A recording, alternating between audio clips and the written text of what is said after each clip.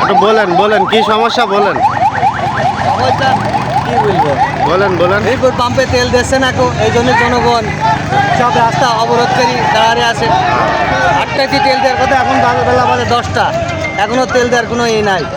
তেল না দিলে বুঝিয়ে দিবে, আর তেল দিলি পারে দিবে। হ্যাঁ তেল না দিলে বুঝিয়ে দিবে, জনসাধারণ কেন কষ্ট করবি? ঠিক আছে।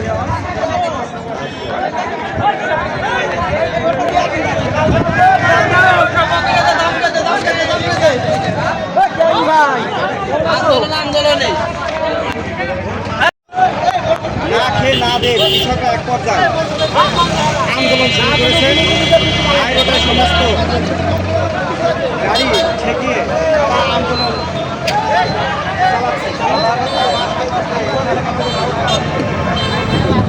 চালাচ্ছে।